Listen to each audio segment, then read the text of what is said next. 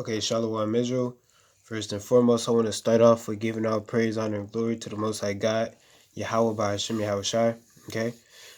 Today's topic, we're going to be getting into, having courage in a nation, because we see that we living in the last days with this whole coronavirus epidemic that's uh that sprouted up. So we just got to have courage, especially in these last days, because this is just the beginning of sorrows. This is the beginning of the judgment on the earth. Okay, so we definitely gotta be courageous and brave and valiant in these days. Okay, so I want to go first to Joshua chapter 23 and verse 6, because back then we was very courageous people, and we got to keep that going forth. So Joshua chapter 23 and verse 6, it says, "Be ye therefore very courageous to keep and do all that is written in the book of the law of Moses, that ye turn not aside therefrom to the right hand or to the left." Right, so we got to be courageous to do the laws. We have to. It takes courage. I'm not even gonna lie. It takes courage to wear your fringes in a world where nobody wears them. It takes courage to grow out your beard and to not cut into the natural line. It takes courage to get to keep the dietary law. It takes courage to stay away from the things that you used to do. All right, that takes a lot of courage. Okay. Verse 7, it says, "That ye come not among these nations, these that remain among you, neither make mention of the names of their gods, nor cause to swear by them, neither serve them, nor bow yourselves unto them, but cleave unto the Lord your God, as they have done unto this day." Right? Because it's important that we don't cleave unto these other nations and do their customs. Okay? All right, so I want to go to Nehemiah chapter 4 and 14.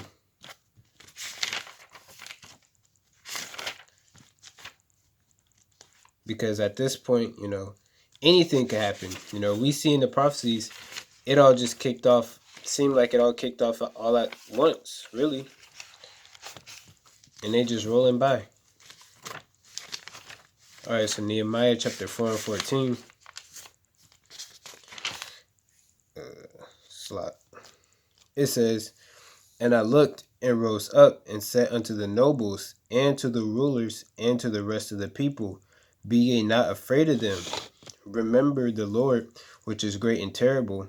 Right? I'm going to stop right there, because it says, "Remember the Lord, which is great and terrible." We're not supposed to be afraid of these other nations, these other people. Really, we're not supposed to be afraid of anybody, because the Most High, He has the power to basically do what He wants. If He sees it fit that, Lord forbid, Most High forbid, that you die by somebody, then that's just your lot. You can't really plan these things out. You just got to have courage and faith in the Most High to keep going. I'm going to start again. It says, "And I looked and rose up and said unto the nobles and to the rulers and to the rest of the people, Be, be not ye afraid of them.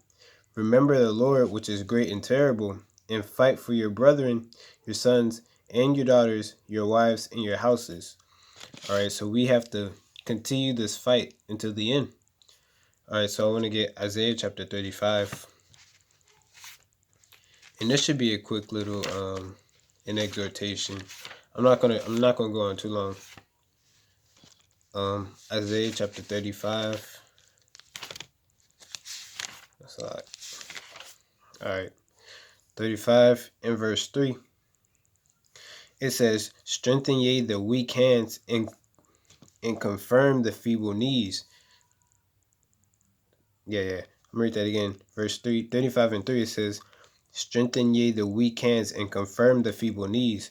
Right? So we have to, basically gird ourselves up, basically man up, or if you're a sister, you guys you can say woman up or something. But we basically we got to be tough. We got to deal with certain things. We got to push forth. We always got to endure. Okay, we have to have that militant mindset, that mind over matter mindset, because we got a whole kingdom to look forward to.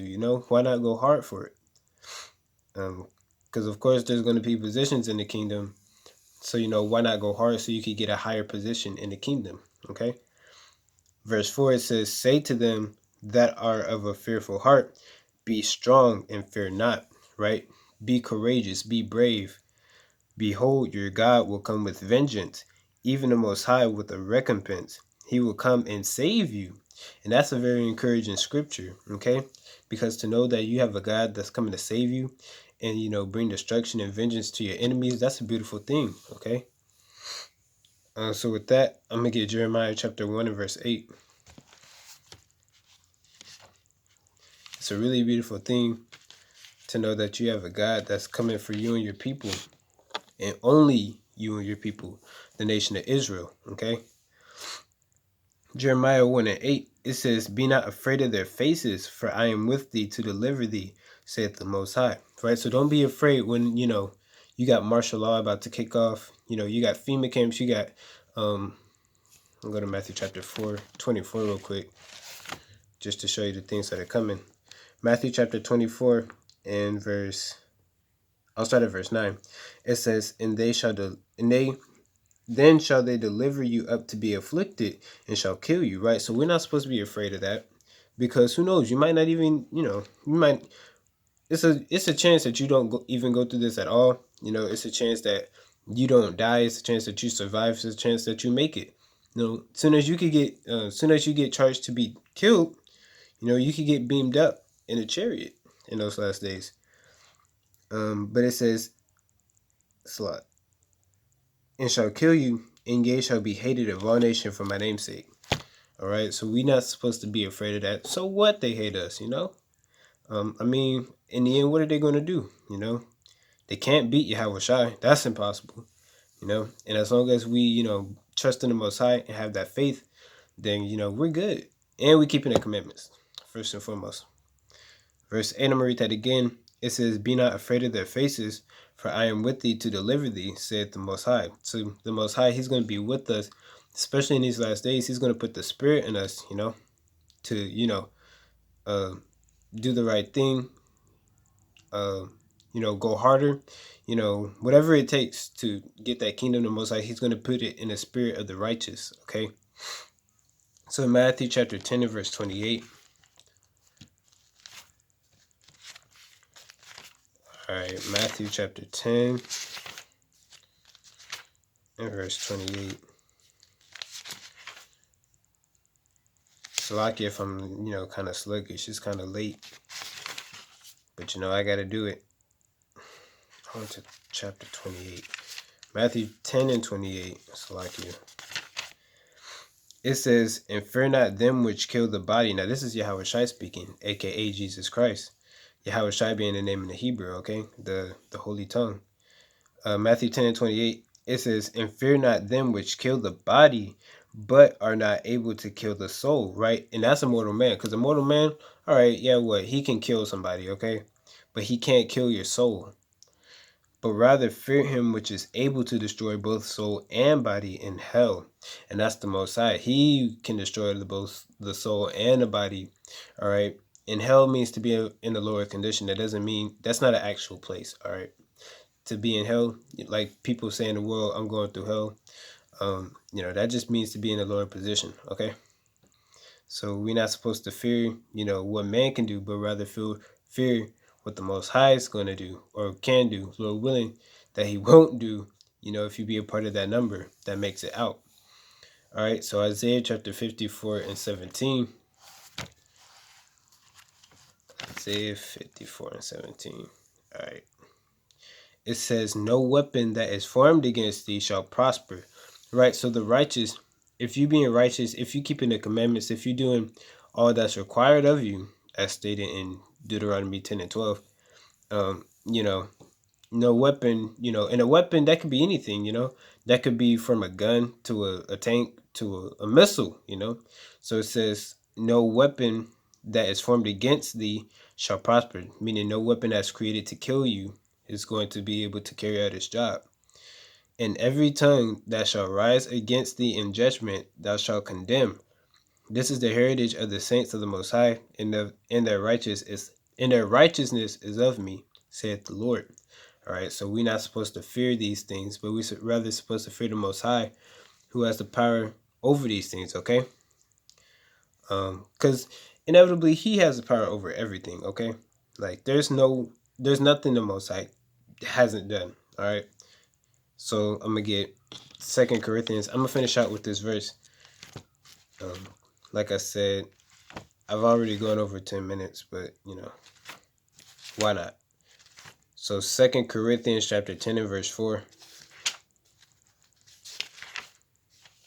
it says, oh, Salakia, I'm in First Corinthians. Told you I was tired. All right, Second Corinthians chapter 10 and verse 4. Yeah. It says, I'm gonna start at verse 3. It says, for though we walk in the flesh, we do not war after the flesh, right? Because it's a spiritual warfare that's going on. We're not, going after other people's body. The reason why we edify people is we edify their spirit. We try to bring them into the truth through their spirit. So their spirit bear witness, not their flesh, okay? Because the flesh is wicked, all right? That's why the flesh and the spirit is like oil and water. They can't intertwine because the flesh is always trying to do something contrary to the spirit. Okay, and the spirit, your spirit, it wants to do righteousness. Okay, but we can't give in to the flesh. So I'm gonna read that again. Verse 2 Corinthians 10 and 3. It says, "For though we walk in the flesh, we do not war after the flesh." Verse 4, it says, for the weapons of our warfare are not carnal, right? Because our weapons, they're not physical, they're not carnal, they're spiritual.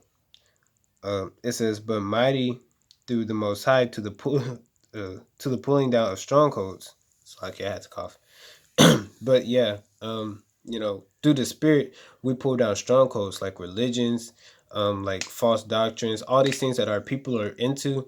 Those are strongholds, and we got to pull them down through the Spirit of the Most High God that He puts in us to teach. Okay, so I'm gonna end it on that. With that, I want to give all praise, honor, and glory to the Most High God, Yahawah, Bahasham, Yahawashi.